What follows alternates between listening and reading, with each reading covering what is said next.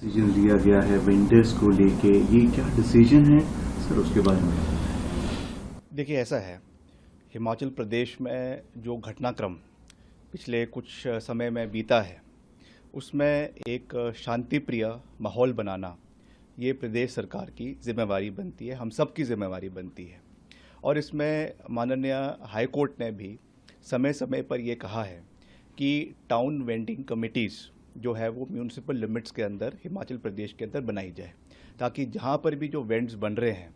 उसमें प्रॉपर तरीके से वेंडिंग जोन्स बनाए जाए और जगह जगह पे लोगों को वहाँ पे बसाया जाए। हमने ये भी कहा है कि बाहर के राज्यों के लोगों को हिमाचल में आने के लिए स्वागत है। हिमाचल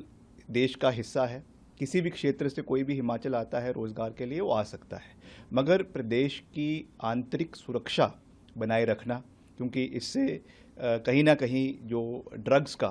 एक प्रदेश में जो एक विस्तार हो रहा है उसको भी हमें चेक रखना है, लॉ एंड ऑर्डर है उसको भी चेक रखना है, और साथ साथ जो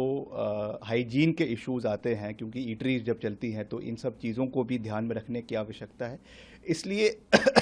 जो है हाईकोर्ट ने भी इस चीज़ पे चिंता व्यक्त करी है, और पीछे हमने जो बैठक करी है उसमें ये कहा है कि इसके लिए जो है वो आइडेंटिफिकेशन जो भी वेंडर्स होंगे उनकी करवाई जाएगी। इट इज़ इर्रिस्पेक्टिव कोई हिमाचल का है या हिमाचल के बाहर का है,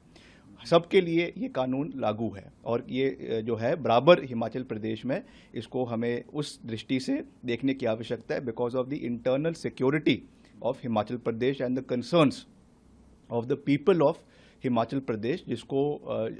जिसकी सूद लेना मैं समझता हूँ हमारा दायित्व है, हमारी जिम्मेवारी है। और अभी जब पूरा ये घटनाक्रम हिमाचल प्रदेश में हुआ था उस समय विधानसभा के सभा पटल पर भी हमने ये बात रखी थी, मुख्यमंत्री जी ने भी ये कहा था कि एक ऑल पार्टी इसमें जो है बॉडी कॉन्स्टिट्यूट करी गई है, जिसमें विपक्ष के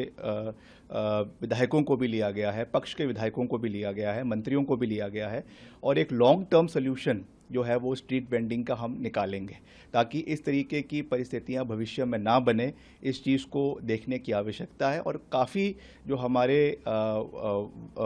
वेंडिंग राइट्स है उसमें जो है आइडेंटिफिकेशन का अलग अलग म्यूनिसिपल कमिटीज़ में इसमें जो है प्रोविज़न रखा गया है, और उसको उसी एम्बिट से हमको देखने की आवश्यकता है कि प्रदेश में हार्मनी बनी रहे, प्रदेश में जो एक